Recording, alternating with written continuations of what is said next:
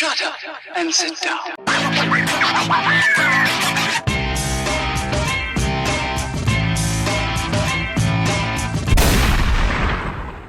Welcome to Couch Live, everybody.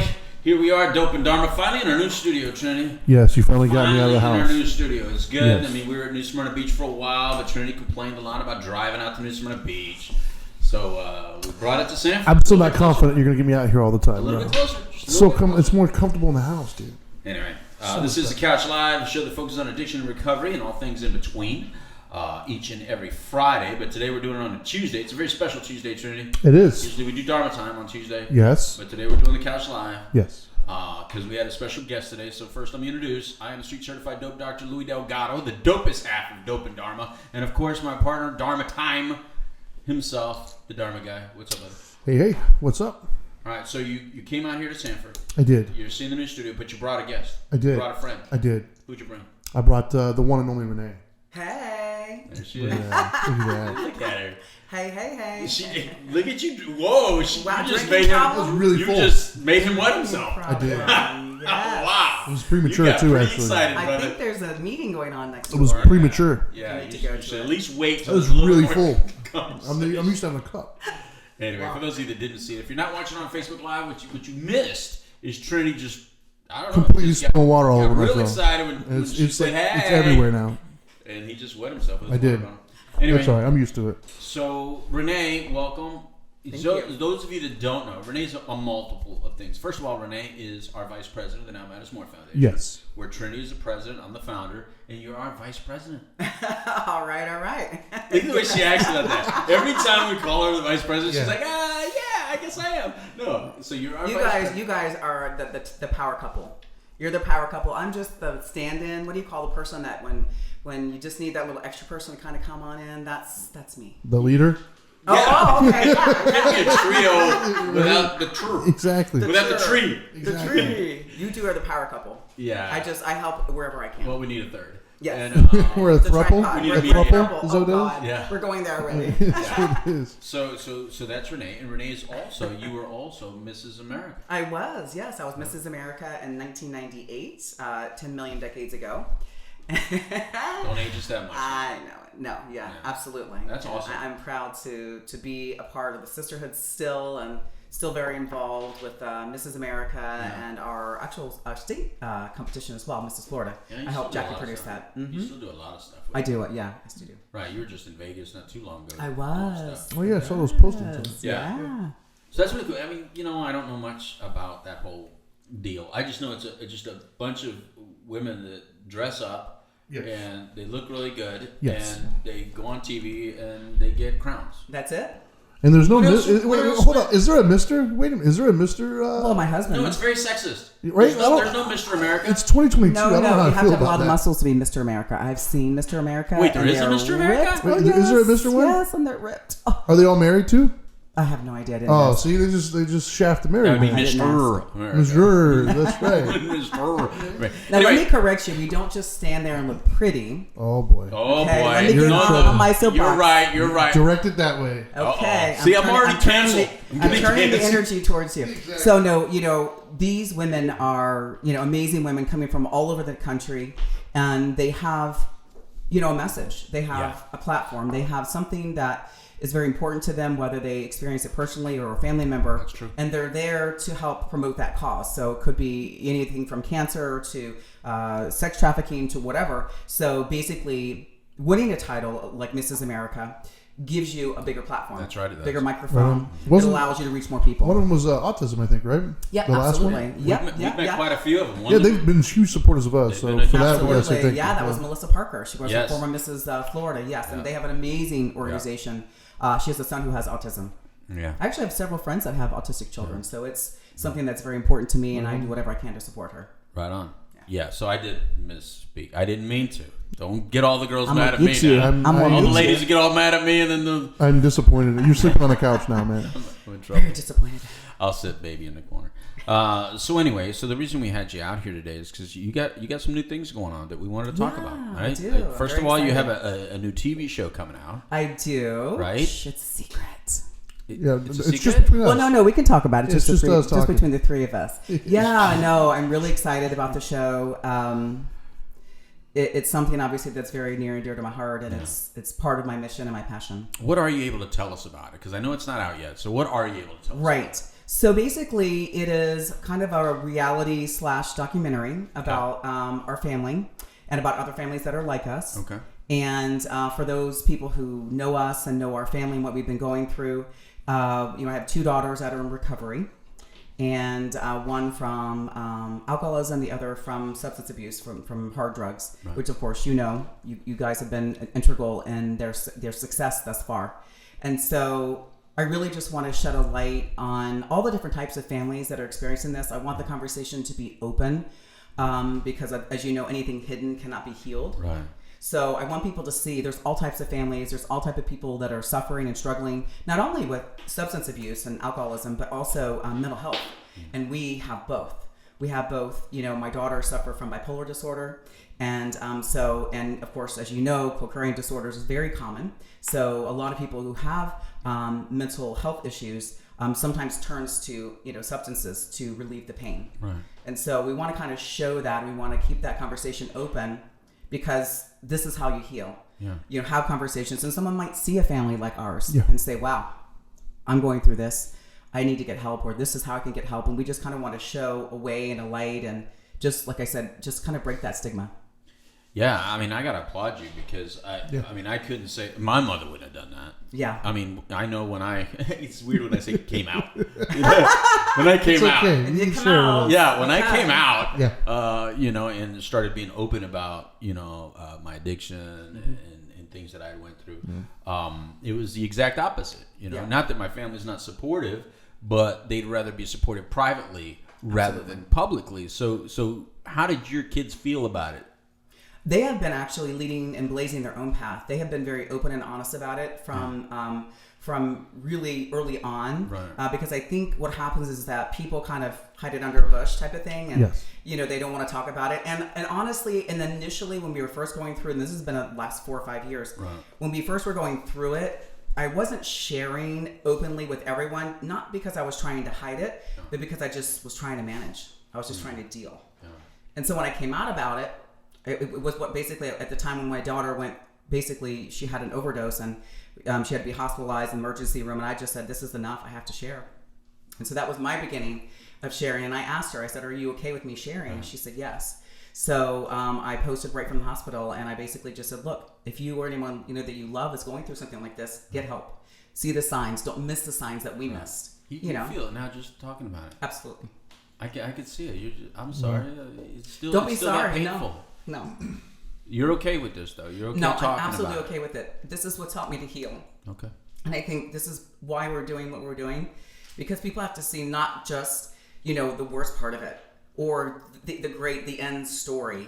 They need to see the process. They need to see what families go through. And it is very painful, especially for people who have no control. When you have a loved one that's suffering and struggling through addictions, there's nothing you can do but support them and love them. And so you feel so helpless. And so at this point, and all the work that I've been doing with you guys and so many other great organizations has helped me to heal through it. Instead of focusing on the pain and focusing on, poor me, why me, poor, my daughter, why my daughters, why my family, I was able to take that energy and turn it into something positive, which has helped me get this far, because I don't know that I would have made it and all the things that we've gone through. So as opposed to hiding from it and like completely ignoring it like it never happened, right? Which is more like what I was used to. You know, I was used to families that would just not talk about it at all. It never happened. You remember how back in the day I akin it to like cancer? Yes. We used to joke when we were young that cancer was the C word. That was the original C word, by the way. They had a TV show for called The C Word. Yeah, for young people that don't know, that was the original C word. Yeah. And you couldn't say it. Like, it was bad to say. Like, if you would say it, it was taboo. Yeah. If you would say it, it's almost like you would wish it into your life, right? Yeah. In addiction is a lot like that in a lot of families. Like, you're not supposed to say it. And that's why historically, throughout history, actually, in every country, you see people from good families that if anyone would suffer mental health issues or substance use disorders, they would send them away. right? That's almost like an institutionalization. yeah, that's probably how the United States and Australia got populated. Well, I think that's somebody in Europe said you need to go. right. Right. That's part of the problem, I think, though. So that for me, I think that as a normie, as I've been called, because I don't personally struggle with the disease of addiction, and I don't have any immediate family members. It's hard to understand. It's hard. You just don't get it. And so the only thing you get is what TV and movies give you. Yeah. And what they give you is car crashes, right? Like they give you the sexy stuff. That's the sexy stuff. The stuff that sells. But that's not the reality of it, right? There is, yes, that's true. It is the reality true, of it. But there's another it's side. only one side of it. Yeah, there's a whole other side. It's like, wait a minute. These are real people, man. I know for me, I've said this before, you were the first person who was open to me about it. Which is crazy because I don't remember, I was in my 30s, I think, when I met you or something like that. Mm-hmm. So I made it almost like over 30 years. I guarantee you I met people who were in recovery, but they just didn't tell me about it. And so my only thought process is what I was shown on TV, and it wasn't a good one. Right. And then when I met you and you started telling me about it, I was just like, what? And then I started to associate. So my association of addiction changed through just meeting people. And that's why I think it's important being honest. Right. Yes, it's hurtful. Yes, it's embarrassing. Yes, it just sucks. Right. But it helps not only you, but also helps everybody else. Because everybody else watching it can relate. And they're like, well, wait a minute. Okay, I kind of I do the same thing. I wear the same stuff. I go to the same places. Mm-hmm. All right, so maybe it isn't me. Maybe it is a problem that we're all dealing with. Absolutely. And so for me, thank you for being honest about it and being open about it, because I think people in this circle sometimes forget that there's so many millions of people outside of the circle that have their own opinions. And so letting us in makes it easier to help, because as we've discovered, it's easy to get money for the C word. It's easy to get, money for puppies and babies. Kids. Yeah. When you start talking about addiction, people are like, oh, they all have an opinion, and I can't judge them for their opinion because they're only based on what they've seen. So the more this comes out, some of the best people I've ever met are in recovery. Amazing people with amazing stories and amazing talent, but people don't get to see that because it gets shoved under the rug and hidden. And so the ones you do get to see are the ones that are on the media and the news, and it's usually just not good. Right, it's sensationalized. It's when they're at their worst, when they're having, look at Robert Downey Jr. when he ended up in somebody else's home. Yeah. So you see those type of stories, and that's why I think it's important to, talk about all of it. Yeah. Not just the things that are kind of exciting and not exciting, but most people like car crashes. Right. Yeah. So yeah, it's kind of that, and I agree. It's something that not a lot of people would talk about, but I never thought about it in that respect, and I've never felt embarrassed, not for 1 minute. You shouldn't be. No, there's nothing to be not embarrassed for 1 about. minute. No, not for 1 minute. I just kept it private initially because, again, I was trying to survive, and then I felt like this is a family matter. But then the more it progressed, the more I realized I can't stay stagnant. I just can't. And I'm hoping by me speaking out, it'll help other people and give them the courage to also have conversations, even if it's not publicly, to have conversations with their friends, with their loved ones, talk to their kids, maybe see the signs. And that's part of what this show is going to be about. We're going to talk about the things that we missed, so that maybe somebody else might recognize it in their loved one and say, I need to kind of get on this right now and see what we can do. So, well, what I like is this whole new generation of recovery is very different than when I first came in, and much like in other subgroups, right? We were always encouraged to stay in the closet. We were always encouraged. People are not going to accept you. Yeah. People are, your recovery is only going to happen if you stay secret, if you keep it quiet and you don't share it, because people aren't going to treat you right. It's going to affect you. And a bunch of other stuff. And I'm not saying, look, if you want to stay anonymous and you want to stay secret, that's fine. Look, a lot of us are alive because of those same, steps and rules and principles. However, like you said, Trinity, if we don't talk about it, and then that next person, how do you do attraction rather than promotion if you're not showing people that, look, it's attractive to be clean and sober. It's okay to not use. And by the way, you don't even have to be a drug addict or an alcoholic to not use. Yeah. I don't there's a lot of there's a whole new generation that's never even really done it, and they're not using. And I think that's really cool. I think that we have to be more open. We have to be more honest, and most importantly, the families that for generations have not been getting support because they always just take their kid to treatment or take their loved one to treatment, but they don't get it. Exactly. Right? They need to heal. Absolutely. That's a big part of what I want to shed light on too. It's not about just showing the person who's going through. It's showing the aftermath. It's showing the families. It's showing how this can tear your family apart. Right. I know moms that have basically depleted their child's college fund to pay for treatment for them. You know, I have families that have been broken apart, and the families need to stay together in order for their loved one to have the best shot at recovery. The more people you have around you supporting you, the better your chance is at getting through the other side. So the families need the help, and that's a big part of why I'm doing this. I want to show that. Absolutely. I want to bring professionals in, showing, you know, this is what happens within the family dynamics, and these are the things that you need to do in order to be at your best, so that you can support your loved one and not, you know, enable them and not, you know, and not condemn them and not, you know, all these things that we do naturally because we don't understand, and that's a big part, is we don't understand addiction. Well, that's what it does. It opens the door, right? Like, because at the end of the day, we all, as humans, we want to feel connected and we want to feel understood. Right. But if you're not sharing your story, it's impossible to build that connection and build that understanding. Yeah. And when people understand, that's when they're more likely to support.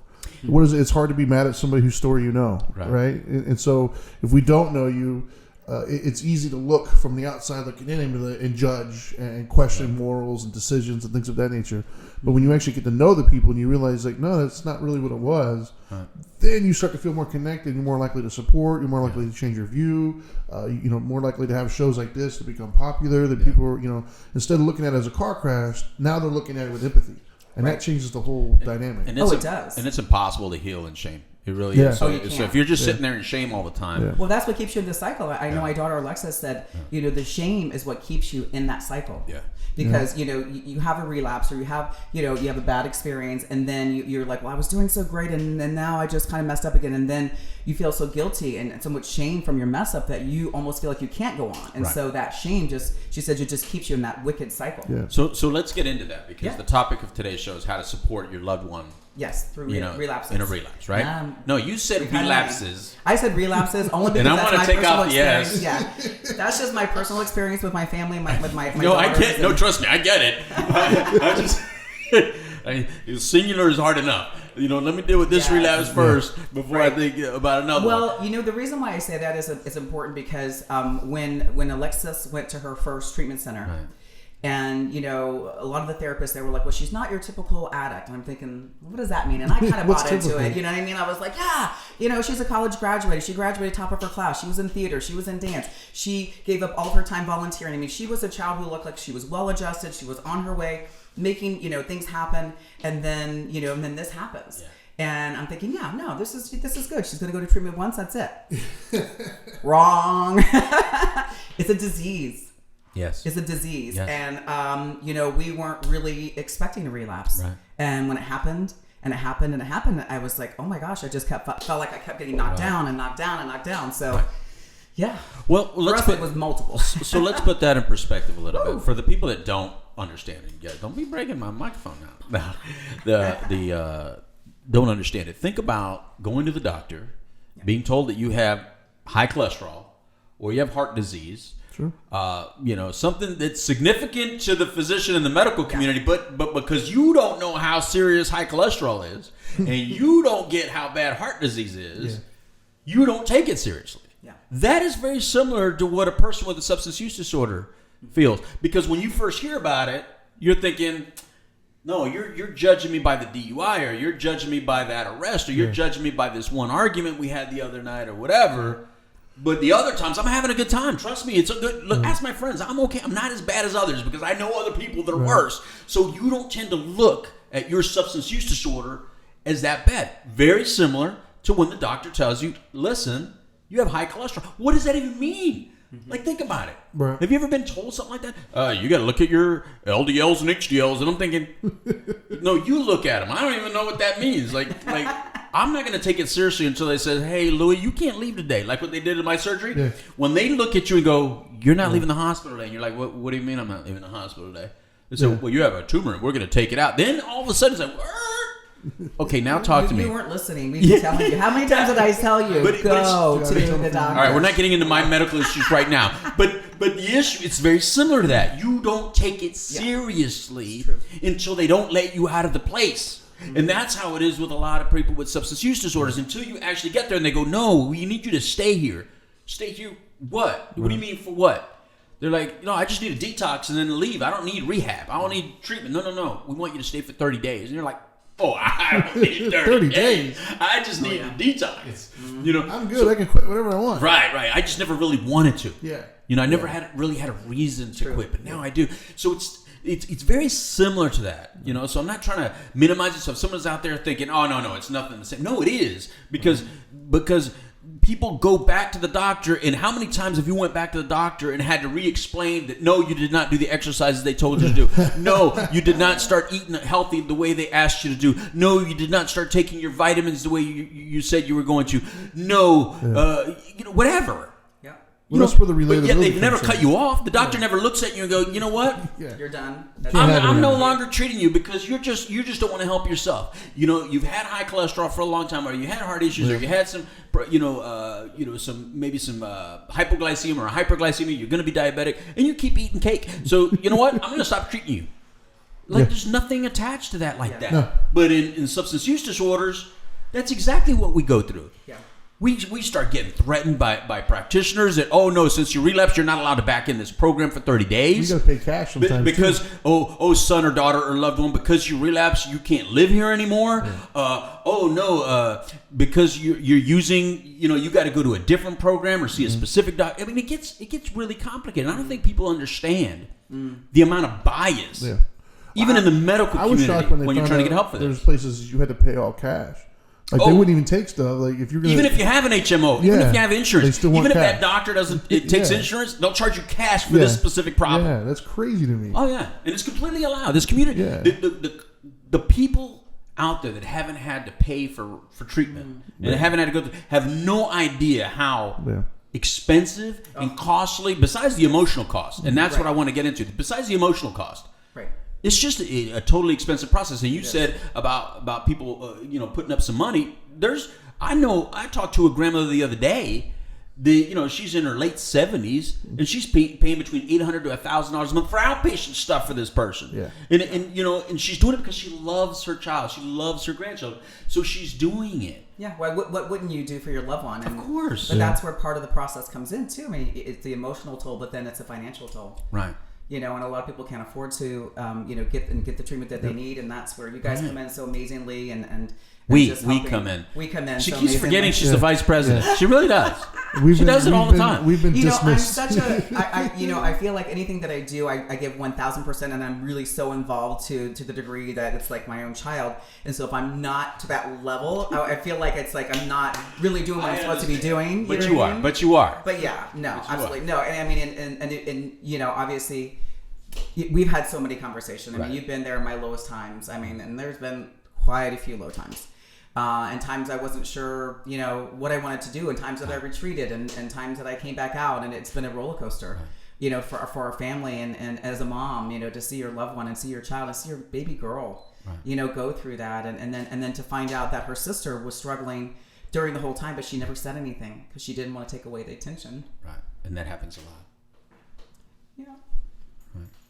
But thankfully, once Lexi started doing well, Jamie felt comfortable with saying, Mom, I'm really struggling, and I just didn't want to say anything, and I really feel like it's my turn now to get the help that I need, and so I'm so thankful, But again, you don't see a lot of it because you're so hyper focused, especially if you have one person who has a lot of needs, and you're so focused on that person that you don't realize what's happening around you. But I mean, it's a huge toll financially, physically, emotionally, and families, getting mortgages on their houses, second mortgages, and it's extremely expensive. And that's the other thing, is I want to try to divert people from going down that path, because the toll it takes, just financially devastating, emotionally devastating.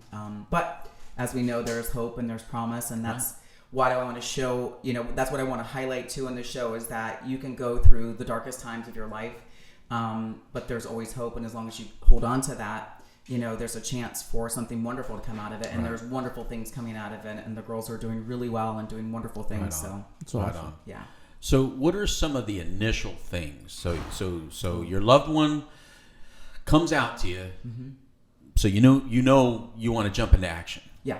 What does help from a parent standpoint look like? Non-judgmental.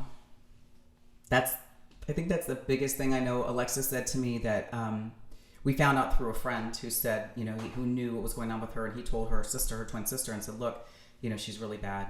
And then, then Jamie told us, and we said, okay, what do we do? And the first thing I said is that, okay, we're going to do an intervention, but we're not going to do take you and, drag you away, whatever. I said, we need to make sure that she knows that she is loved and she is cared for and she is not being judged whatsoever. We need her to know that we know, and all we want to do is help. Right. And so for her, she said the thing that kept her from telling us that she was so bad is she was so afraid of our reaction. She was so afraid of the disappointment and the anger she thought that was going to come her way. And she was just scared. She was scared to come out and say something. And I said, there's nothing more important to me than you and your happiness and your well-being. And I love you. And I just want to get you help. Well, it's because once you speak it, it's real. It's real. First of all, once you start talking about it, if you tell your parent, it's impossible not to talk about it again. Right. It's out. Yeah. Right. It's going to be talked about. Right. Exactly. And so the only way to get to where we got to in the first place is we had to lie a lot. Oh yeah. Right. Oh, and we tried our best. We try our best to dip and dodge and con and manipulate because we just, even if it becomes a problem, we want to try to handle it before it becomes an issue. Yeah. And we know that as soon as we talk about it openly, well then. You lose some control at that point. Well, every time you look at us, you're going to think, if I'm tired, I can't just say I'm tired anymore. Because if I tell you, remember when I was all tired? Well, I wasn't really tired. I was high. Well, now, when I'm really tired, what are you going to think? Right. I'm going to feel like that's what you think. And so we go through that initially. Right. We go through that whole thing because here's what we hear a lot of, right?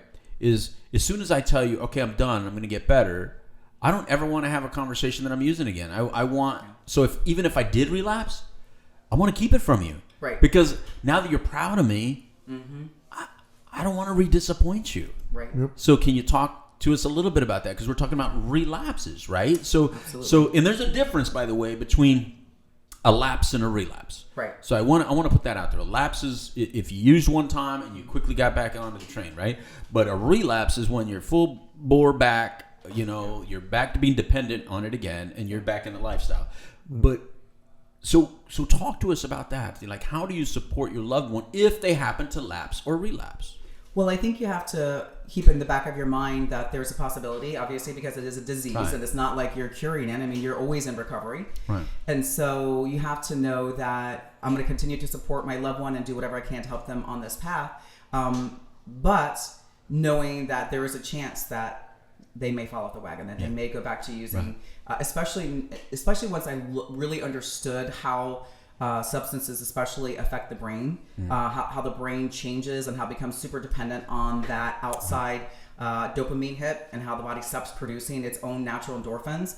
And I didn't understand that at first, and I think I was just like anybody else. Why are they doing it? That's their problem. Why did they start it? They shouldn't have done it anyways. That's their fault. They need to figure it out. But what people don't understand is that once your system has been overwhelmed with all of these external drugs, the body stops producing a lot of its own. Right. And so when they stop using, they feel worse than they did before they even started. Yep. Yes. And so I can't even stay on a diet for a long period of time. And anyone that knows me is on Facebook has seen my pictures. I'm up, I'm down, I'm up, I'm down. Listen, I can't imagine if anything had a hold on me like a substance use problem. Right. And so I think in the back of your mind, if you learn and you educate yourself about addiction and how the body changes and the chemicals, how it affects your body, I think you need to say, okay, there's a chance that this could happen. Right. And if it does, how am I going to proceed? What do I need to do? Yeah, you're bringing up a good point. So let's talk about There's chemistry 2 points a little right bit. there. Yeah. Okay, well, I want to talk about the chemistry first, That's and then we'll one get of into them, it. So the chemistry, right? Some people don't even understand that we're all born with different chemistry. Yeah. So what may make you feel good or how you feel doesn't mean that's the way I feel. Right. I could be doing the same activity as you. So, because everybody always likes to give that kind of feedback, right? Oh, just do this or just do this. That's what I do. This is what works for I me. do. Yeah. Everybody likes to say, well, that's what I do. Well, what you do Good may not intentions. work for me. And I appreciate what you're saying, but it just may not work. It works differently for me because we're all different in some ways. And chemistry is one of them. We have different serotonin levels. We have different dopamine levels, like you said, different endorphins. And so if I've taken it up to level 10, and my body's experiencing, and trust me, when I did cocaine, trust me, I was experiencing level 10. And then you're asking me to live life at a 5 or 4. It sucks. Yeah. It's like, and so for those of you that don't get it, just try doing this. Take a song that you hate. Like, pick any Justin Bieber song. No, I was kidding. No. Pick a song that you hate and turn it all the way up to 10. Highest volume. And listen to it. Listen to the whole song. I know you're going to struggle through it, but listen to the whole song. And then the very next song, put it on something you love, like a good Led Zeppelin song, and turn it way down. At like level 2 where you can barely hear it. And feel your brain is not even going to let you hear the whole song low. You're going to say, oh, I get your point, Louis, and you're going to turn it back up. Because what we tend to do is turn the song up when we like it. Right. And turn down the songs that we don't like. But just imagine flipping it, and that's the way it feels. We don't get as excited when with our children, when with our family, when we're in normal gatherings, and then we get real excited when we're out there doing chaos. It feels really good because we're ramped up and we have all the dopamine flowing. Exactly. So it's completely backwards. And so it's real hard then to sit there in the family gathering and feel connected to all of you as loved ones when my dopamine is real low, my serotonin is real low, I'm still, kind of not feeling so good. And I can't wait till all of you just shut up and I get out of here. Yeah. What's the second point you were thinking? Well, no, that was so the two. I wrote them down because I wasn't going to do the daring thing. You can't. Because it doesn't work. But it doesn't help me remember. No, me either. Because I just like, why am I? Yeah, exactly. Why am I touching my nose? So so the two things that I took from not only what you were saying, but just my own, being in this industry now, was number one, you said the most important thing, and that is educate yourself. Like, I think that's understated. Is you can't just use the same knowledge you have to take care of this new problem. You got to increase your knowledge base. You have to understand, because like the idea that the brain is hijacked. Like, I don't think people know that. Like, I don't think they understand that, like, that person that you knew and loved, that's not really who you're talking to anymore. They're still there, but that's not what you're seeing. Yeah, like and I don't think people realize that. Yeah. And so I think you're right. The first thing you got to do is you have to educate yourself. Like, go back to school. You know what I mean? It's time to start crack open some books. If you say you're willing to do anything, well, anything means you're going to have to learn now. You're going to have to learn a whole new language that you never knew before. And then the other thing I would say that I took from that, and just once again from the years, is empathy. And empathy meaning we all can relate, right? We don't think so. Like, when you're talking, and I'm going to bring up my favorite newscast that you were part of, is we all like think, oh, that person's doing this, doing that. That's them. I can't relate to that. I would never do that. Yeah, you would. And we all can relate, and we all have our little vices. We all have our things. Being in the fitness industry for so long, I knew many people who couldn't stay away from cookies or pizza or whatever it may be, right? But my favorite go-to is the one that you had, where you really pissed this lady off, and they were talking about marijuana and the gateway and things of that nature, and you brought up the coffee, right? I see it all the time on Facebook and things of that nature, where people are like, I can't even get my day started without coffee. And they're so obsessed that their life revolves around the idea of that. And so if you mention that you're going to have to go through your whole day now and do all the things that you do without that, it's like slapping them in the face. They get really like, what? No. And so whether they realize it or not, it's similar. Not the same, because it's an addiction too. It is. Yeah. And that desire you have for coffee, like, dial that up a lot more. And that's what this person over here is feeling, right? So you can relate to it on a smaller scale. So I think it's important to educate yourself and to empathize. Like, you can relate, bro. Like, you might not think you can, because you're looking at the sensationalist stuff, right? Like, the person who's living on the streets and stuff, okay, maybe you don't relate to that. But you relate to the mindset that got them there. You can't even start your day without your coffee, bro. Like, so you can't. So I think that's important as a family, is you have to educate yourself and you have to empathize. Right, absolutely. I mean, everybody has a vice, like you said. The truth is, whether it's coffee, exercise, sex, coffee smoothie, shopping, whatever it is. And just imagine if somebody says, you're not going to go shopping ever again. Right. You're going to wear the same clothes you have that's in your closet. I'd be okay with that, but my wife wouldn't. But women, yes, most women. You cannot buy another pair of Jimmy Choos. No, I'm just kidding. Whatever it is that you just savor, that you just say, oh, I just love this, and say, guess what? No more. That's exactly what it is. Well, on one of the first shows we ever did together, the analogy that you gave still stuck with me all these years later was, imagine whatever your favorite food is. Yeah. Whatever it might be. Whatever it is. Like, let's say your favorite food is pizza. Taco. Okay. Taco. I still have that video up on our channel, too, of you eating the taco. She did it without getting messy at all. Such a good taco. Yeah, but you didn't get messy. Anyway. Pro. But no, so your tacos. So imagine, tacos is your favorite food, and you put it in front of you all day Yeah, long, and you're hungry, and you just got to look at it, but you can't even touch it. No. You can't think of it. Like, eventually, we're all going to cave. At some point, you're going to be like, I'm just going to have at least a bite or something. You have a bad day. Yeah. Somebody's mad at you. You're stressed. You're having Right. anxiety, and that one thing just makes you feel good. Right. Yeah. And the reason food is a good analogy is because we all eat. Yeah. You know, and everybody has a favorite, right? Yeah. I would think everybody has a favorite. You know, I don't usually say everybody on anything, but I'm Sure. gonna assume that everybody has a yes, favorite. I would assume. And so it's exactly like that. You guys are right on target for being non-addicts. You know, or Well, not normie, people baby. that- I'm a yeah, normie. normies. We're normies. Yeah. I'll never forget what it's called. You know, and so the other thing is I like to use the word remission instead of recovery. And the reason I like to use that. remission is because it's a medical term. And this is a medical disease, right? So, you know, if your loved one is in remission, what does that mean? That means that they're not currently suffering from it, which is great. Yes. They're not identified by the disease, which is great. Right. But it also means that it needs a periodic checkup because we're used to the word remission with it can come back. True. I like that. You I know, like that a so lot. like if you have cancer, you're in remission. You're not cured. Right.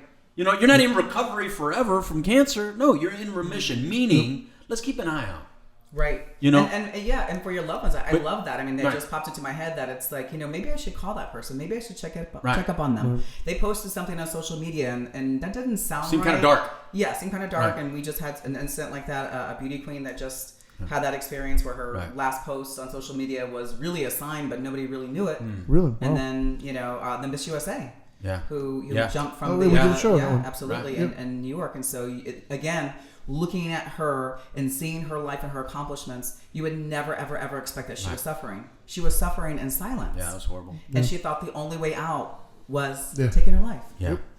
So, you know, I like remission. Right. I'm definitely going to use that, and I like that idea that it will keep you in the back of your mind thinking, let me see how they're doing. Because people Right. forget, you know, once somebody gets through the crisis of something, they often forget, and they don't check up on you. Well, as the afflicted as well. Yeah. If you call it remission instead of recovery, if you did lapse or relapse, Right. what does a person that's in remission from cancer do? They get real positive, like I can beat this again. Yeah. Yeah. Yeah. You know, I like that. I'm blankety blank strong. You know, they feel positive because they beat it before. Yep. Right. In other words, it's not like I failed. Yeah, there's like, no stigma So a person, or a person with shame substance use attached to disorder, it. exactly. Yes. When I they love that. relapse, you feel like, oh my God, I failed. Shane, I ruined everything. It's back to square zero. People with cancer don't feel like that because they call it remission because they know it's a medical problem and they know they can beat it again. So everybody just rallies around the person again I love and that. goes, let's do it again. Well, that's we a did it big deal. before. We beat it once. We can do it again. Yeah. And so if we look at the disease of addiction that way, you beat it once. Right. We can do it again. No, you did not fail.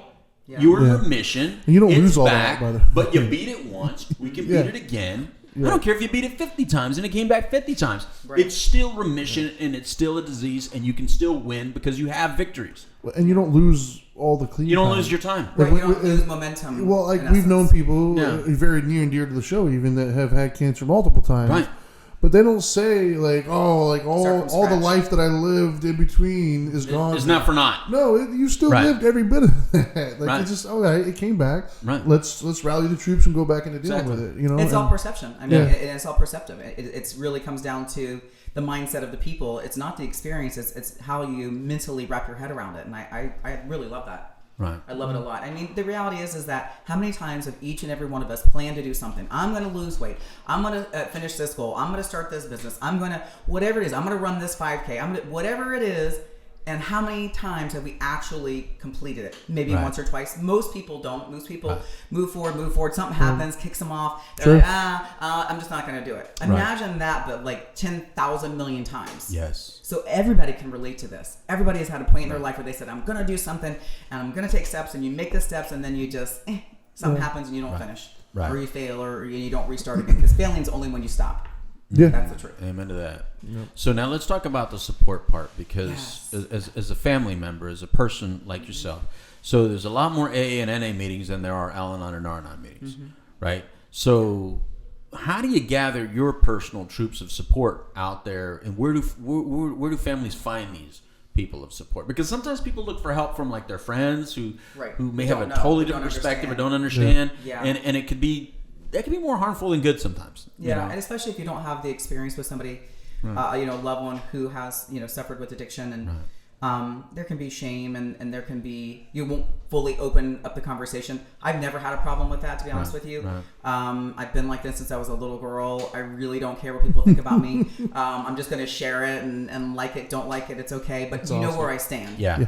And that's how I feel about it. But I think for a lot of people, they need the support. They need to be with other families that have gone through it.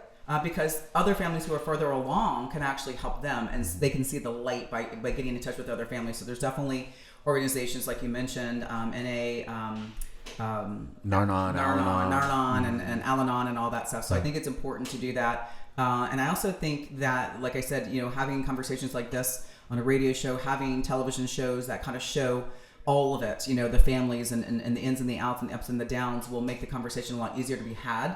And to be honest with you, I had so many people that reached out to me when I came out on social media and said, I'm going through this. I have a loved one. Oh my gosh, I had no idea that you were going through this. Thank you for sharing this. And so I think you'll find more support in that as well. The more you talk about it, you're going to know that pretty much everyone that you know has somebody that's suffering. So how does the unsolicited advice feel? Because everybody feels like, like when someone passes away, it's like you really don't know what to say, but everybody has to say something, kind of thing, right? Yeah. So what about all the advice givers out there? Like, how does that feel as a family member? Like, you're going through it, you're suffering through it, and people want to offer you feedback, but instead of just listening to you or being there for you, they feel compelled to offer you advice. Yeah. Well, I think that's only natural. I mean, people, especially people who are healers and givers, they always want to offer a solution. And I'm very guilty of that. Right. And it's not that they think or that I think that I know better. It's just that pain you can relate to and you want to do whatever you can to help relieve that pain. So I think there's always good intentions. So I don't ever take it personally. I always open myself to what can I learn from this experience, what they're saying.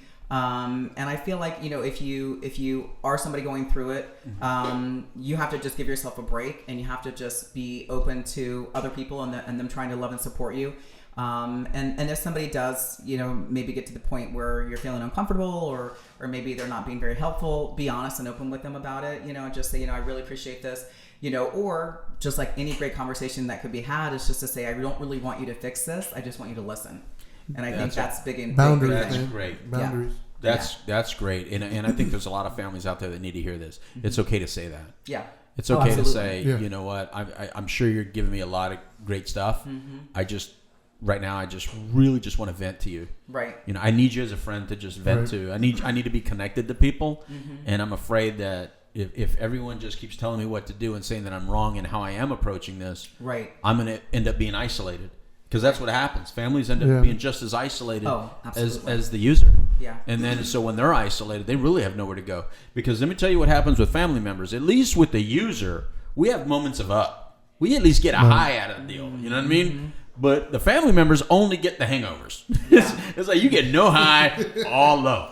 Yeah. So when you're only and when you're not really low, you are waiting for the other shoe to drop. Oh yeah, you're on fear. You're on hyper alert at all times. Yeah. Every text message that comes through, every phone call, especially late at night. Your anxiety shoots through the roof because you don't know, is this the call? Is this the moment? Well, that's the other thing I think that gets lost sometimes, and it also feels like almost like a duty. I think, and that is, it's not just the addict going through it, man. It's the family. Oh, absolutely. Like you're going through this as well, and I think that sometimes, because I've seen it, obviously, the things that we're doing.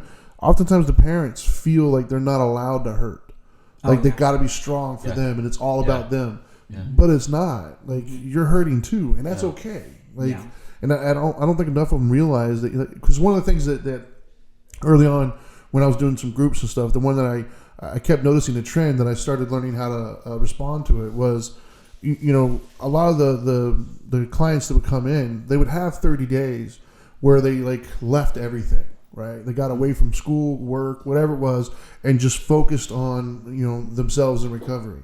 And they had a room full of people whose only job was to be there to help you, right? And then when they would get out, they would always go back to this house and they would expect their family members to all right, we're ready. Yeah. And they would get upset when they would still be dealing with pain.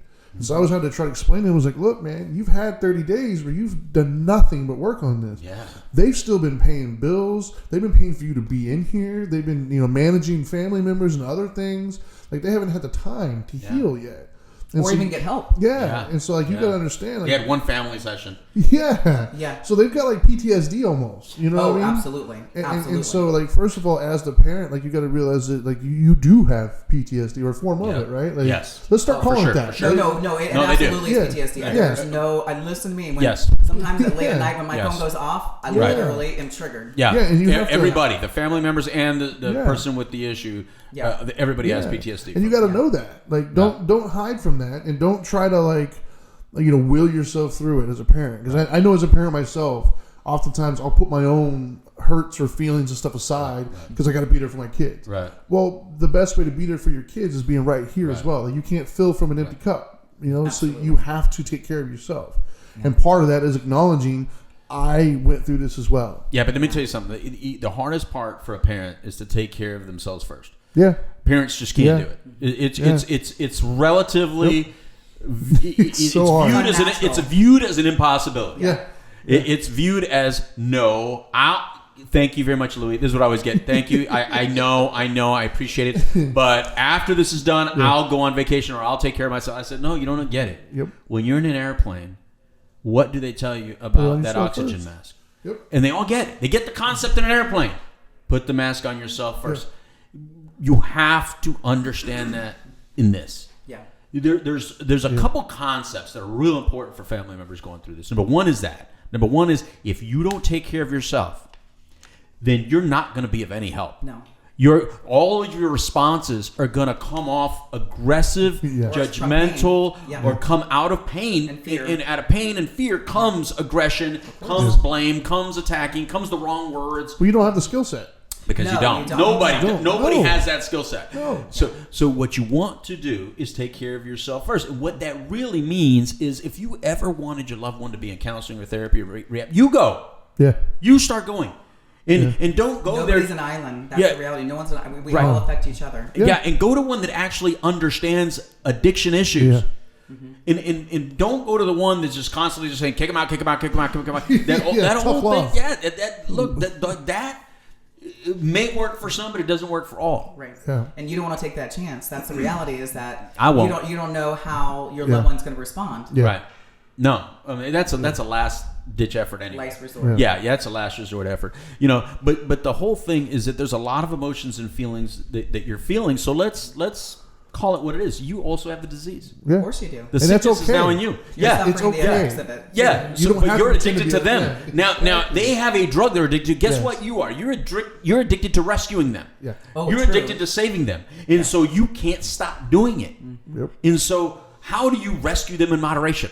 How do you not save them in moderation? Yeah. You know what I mean? And so that's very difficult. So you need a professional that can help walk you through that process. Absolutely. And help you understand what love is and what something maybe not so helpful is. Right. What you don't true want support to enable, looks like. Right. You don't Right. want to enable, and Right. that's hard in the beginning, especially as Oh a my parent. God. To not enable your loved one, and as an outsider could say, "Oh, why do you keep doing this or that?" Yeah. You don't know until you're there. No. Oh, You yeah. see your child drowning in the water, and you're going to stand there on the bridge, and you're just going to watch them drown. You can swim, honey. I've seen you swim before. No, you're going to Yeah, jump in. exactly. You're going to push them. You're going to put them on your shoulders. You're going to push them up so they can breathe, even though you can't. The unfortunate thing is this is the only disease that I know of where everybody feels like an expert. Yeah. Everybody feels like if they ever drank alcohol, they say, "Well, this is how I drink. This is why can't you drink like I drink?" If they smoked or did any drug, well, this is what I used. The reason I'm not is because I had a dad or I had a mom that was, or I was told this, or I just put my effort over here. Everybody feels like an expert. They know Look, and I better. get it. That was you. This is how.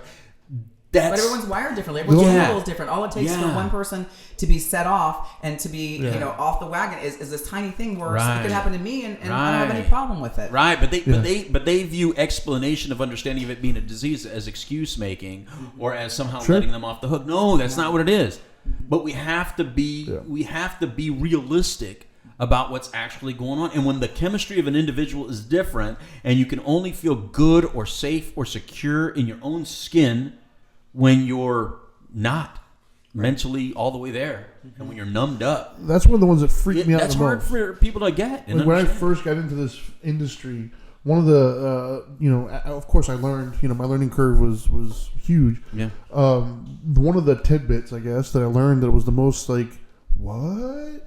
was because the brain has always been paramount for me. I've always read. I love the brain and personalities and why we do. So I've spent years and years just reading everything I can absorb, and I never picked up on it obviously until I got in the addiction world. Is when you change the brain, like it works this way, right? Like it goes from A to B and it does all these things. When you start doing drugs, it doesn't do this anymore. It just goes straight here, right? Like so. Like, think about that. Like, for my other nerds out there who love the way the brain works, dude, you change the way the brain functions. Yeah, you go right to lizard brain. Yeah, like you go right to lizard brain, the oldest part of the brain. It goes straight from instinct. You behave on instinct. Survival, right? Yeah, it's crazy. Yeah, right. You no longer use the frontal lobe. Well, that's the thing this too. is what saves us. Our thinking, reasoning, learning, and listening, all this, our frontal lobe saves us. So imagine making all your decisions from midbrain, which is pure like instinct and survival. Yeah. Well, it's like, imagine, I don't know, like, you ring the doorbell and the toilet flushes now. Like, it's completely different. Like, it's like, that's not supposed to be that way. Right. You can do that to your brain. Right. Well, and when they start young, that's what they damage. That's what people don't understand is that the frontal part of your brain where all your decision making isn't fully developed until you're 25, right? So mid-20s.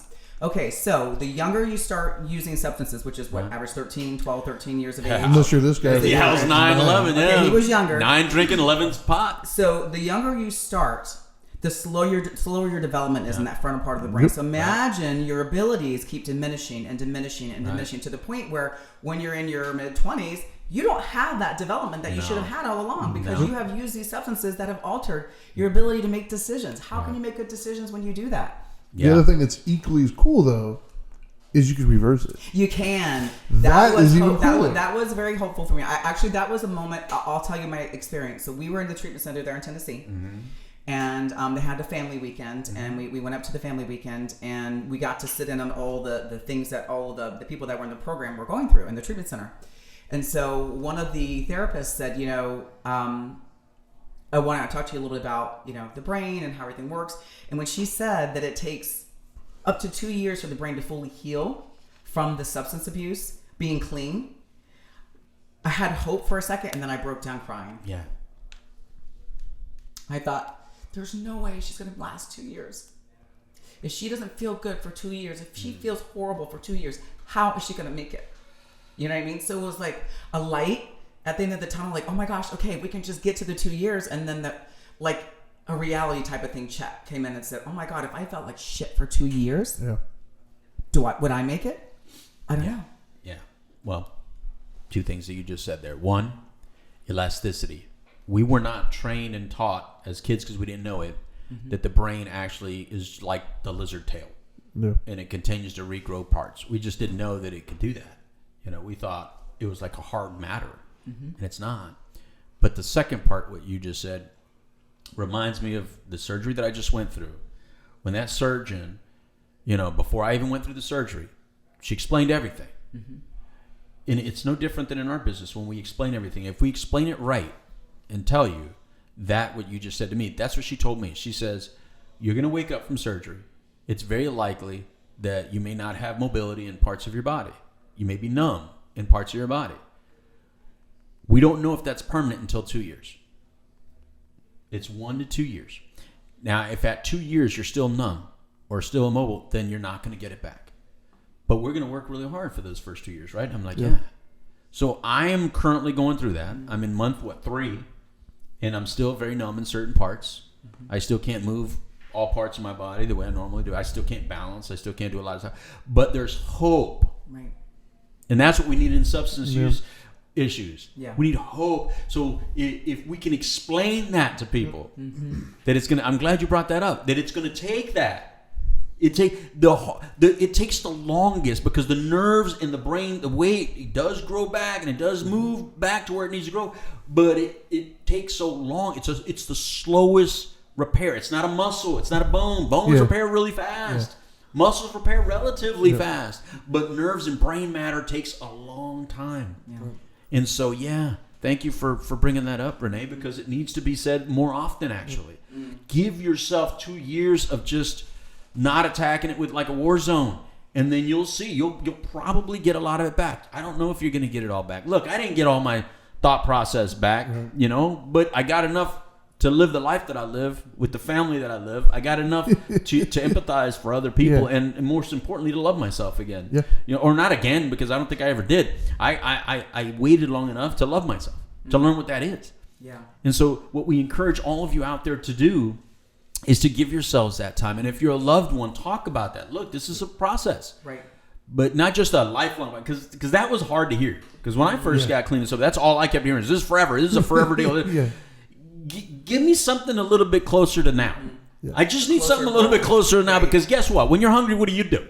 Eat. Yeah. If you're driving along the street, right, and you know you have to drive, let's say you're driving to Georgia, but you're hungry and you're already on the road, what do you think you're going to do? You're going to go through a drive-through. Of course. Because you can. Sure. Well, guess what? If I know I'm having to wait, well, then I'm going to stop real quick and just a little smoke or a little drink or a little, just something. Yeah. Just to get me through. Especially if you think it's forever. And Right. That is, Right. I mean, that concept, just thinking of it, can seem very daunting. Yes. But like you said, because of that hope, it gets easier. And I can share that because, Lexi recently did her amends with me. And that was amazing. Yeah. I bet so. On my 50th birthday. Oh, wow. Wow. It was the greatest gift. It really was. But that being said, she says, you know what, Mom? She says, I've never felt like this before. I've never felt this good in the last 4 or 5 years. She says, I think this is it. Good for her, man. Yeah. She says, I don't crave it anymore. I don't wake up every morning like in a panic or with anxiety. She says, I feel like I'm okay if I don't ever do it again. And that was just an amazing experience for me to hear, especially through everything that we've gone through. And for me to know there is more promise, there is more hope, there is, and I'm not saying that there isn't a chance that she might have remission. I mean, Come out of remission. So there's that possibility, but I think that she, at this point, is at the best place that she's ever been and has the best chance because she's gotten further and further and further away from it. Right. So, which is embrace these music moments. To my ears. Yeah. All we can do as loved ones, moment by moment, is embrace whatever day Yeah. and whatever moment we have with our loved one when they're doing well. Instead of living in fear for that next shoe to drop, like you said. Yeah. All we can do is just embrace the moments that we have, right? But unfortunately, this disease is going to want you to focus on fear. Yeah. It's going to want you to focus on it's going to come again. Mm-hmm. It's coming back. But there is a program out there for you, and I don't know what that is for you. I mean, we've named a couple that are options, but everybody has their own little dial, right? Everybody has their own little, I don't know, what would you say, combination. Sure.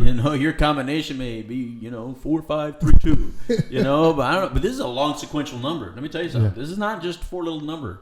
Right. This is but as you live through your life with this disorder, right, you're going to learn another number to this combination. Yep. And hopefully one of these days, you'll get to the end of that combination. You'll get it. And look, hope is necessary. Faith is necessary. Yeah. This is why those words exist. Well, that's why it's important from the outside looking in. Yeah. That's why sharing is important. Yeah. Yes. Because if you don't share, then you don't control the narrative anymore. Yeah. And the narrative is always going to be what sells. Right. What sells is disaster. Yeah. Sensationalism. Because it makes everybody feel better about where they're at. Like, hey, at least I'm not that guy, right? True. But when you start to share, you can change the narrative. And you can say, because I didn't know that, prior to getting into this field, 10 plus years ago, it never really occurred to me. Logically, I knew it, but I didn't know it. Mm-hmm. That you can go from some of the stories that I've heard to where they're at now. Mm-hmm. Right? It never occurred to me. Logically, you get it, you piece it together. But until somebody shares that with you, until you speak to somebody who says, no. This is what my life was. Right. Well, this is where I'm at now. You've told me that. You're Yeah. like, you can't imagine me being different than the way I am. Until you hear that and you can piece it together with people who you have a connection with, it never really registers. Right. And that's why it's important to share, because it does change the narrative and it does give hope. Right. Because that's what hope is there is a light to the tunnel. But if all you hear is all the bad, where's the light at? Yeah. Well, why would I even want to? Right. But when you have that's what gives me the hope when I'm talking to people, right? When I'm trying to help people out, is I personally know people that it would never occur to me what the life you lived beforehand. Even with me, right? I used to be a really angry, bitter person. There's people in my life now that can never picture that. So you can make major changes in life. Every day's a new chance to make that change. And nobody ever knows somebody's true story. Yeah. Right. and they don't know the hardships that they've gone to and how they've made it to the point that they've made it. I mean, the reality is that I never even considered this a possibility for my kids. I mean, we both have mental illness in our family. My uncle actually killed himself, and my grandfather's bedroom actually put a gun to his mouth and blew his brains out. Wow. You know what I mean? And my mother was in and out of mental institutions. So never thought about that affecting me. Like, oh, there's a chance that my children might have some mental, health issues. Or my father was an alcoholic and my grandfather was an alcoholic, and I never put two and two together. Like, wow, this could be a possibility, because it wasn't for me. I never experienced it. You know what I mean? I never had any difficulties. I could drink or whatever, and I never really did anything hard. I mean, marijuana was the hardest thing I've ever done, and and just because I was scared of shit to do anything else. But anyways, I never thought that could be a possibility, because for me, I didn't have an addictive type of personality. If that's the best way to term it, I don't know if that's actually a true thing. Not. But it's the way that makes sense to people, though. Right. So that's what's important. Yeah. So for me, I never really thought much about it, and I never would have thought my daughters. I mean, both of my girls, college graduates. UCF. My blind's blanking. My other daughters graduated. Anyways. Well-adjusted, giving back to the community. You never expected any of these things to be happening, to children that you would expect were well-adjusted, who've lived a very good life and had good experiences, and, you don't understand what's behind that. You don't understand what they've gone through before. What you see is what you see, but then you don't know what else they've gone through in their life. And so I think that's hard for a lot of people. They just see what they see and they expect that's always been that way. Well, I'm glad you brought up genetic markers, because genetic predisposition does exist. Yes. For you families out there, and I'm thinking more like my mom right now, my mom and dad. It's not that you did anything wrong. There was some genetic predisposition. So when I tasted something, it just worked differently. And, the reason I started so young is because a lot of kids at that age are the ones that went and grabbed the beer back then young, right? And so when I would grab it, I would just sip the bottom little spit of my dad, and it started with that, like, oh, I like that. And then next thing, there was a little bit more in there, a little bit more in there. And then next thing you know, you're stealing beers and you're doing that stuff. Look, whatever every person's individual story is their individual story. It doesn't mean you're a bad person because this is in your family. There's all different kinds of genetic markers that we have learned to be okay with, Right. When I gain weight, it only goes to the stomach. I wish it went to my arms. I wish I didn't have skinny arms. I wish the weight would be more evenly distributed, because then I wouldn't look weird. But to me, when I gain fat, it's all just in the stomach, so it just looks really weird. It looks like a penguin. You know what I mean? So there's just things, genetic markers like that. You just can't change. So let's finish up with this, because when I think of you sharing and being so open, I'm reminded of my mother, who didn't want to talk about it for years. I think my mom listened to my show for 10 years and was upset. She's watching now, by the way. Is she really? Yeah. Yeah, she never liked it. She never liked me talking about this. It was always embarrassing. Or why did you say that? Why do you talk about stuff like, oh, Louis, you should just please don't. And because it's painful. Right. It's painful, and I get it. But here's what I like about you talking about it. What I really, really love about you talking about it is many times when you hear family members get involved in this space, it's because they lost their kid. True. Not when their kid makes it. Mm-hmm. And so we need more families like yours, that when your kid is doing well, please be part of the solution for someone else while your kid is doing well. Because if it's only the family of the dead, then that's we can't help but think, oh boy, there's only one end. No, there's another end. There's recovery. There's remission. And so, final thoughts, Renee.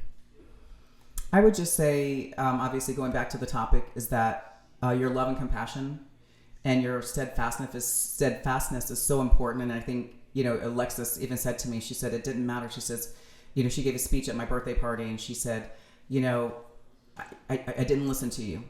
And I relapsed, and I went back on the drugs again, and then you were there for me, and then I did it again, and you were there for me, and I did it again, and you were there for me, back and forth. But she said, it didn't matter how many times that it happened, you were there. And so, as a parent, as a loved one, whoever it is, just don't give up that hope. Be there for them, love them, and just know that next experience could be the one that helps push them through, helps get them on the other side where they don't crave and they don't feel like their whole life is depending on it. So, just love as much as you can, and support your loved one, and of course, get support for yourself. That's super important. Thank you. Trinity? Yeah, I would say, first off, thank you for sharing. Thank you for having me. I know it's hard. It's not fun to air our dirty laundry out there at times and feel vulnerable. But I think it's needed, and thank you for that. The other thing I would say is just for ourselves and for our loved ones is love them where they're at, right? Like, I think as I've gotten older and I've had kids and stuff, I studied, spirituality and I knew it intellectually, but I think as I've gotten older and the further I've gotten in this business, I really understand what it means. What it means is just love them where they're at, man. Like, not where they could be, right where they're at. That's where they need your love. And that goes for ourselves as well, right? Because I just did a reel about it yesterday. Like, nobody deserves your love and compassion more than yourself. And so loving yourself where you're at and loving them where they're at. Yeah, I agree.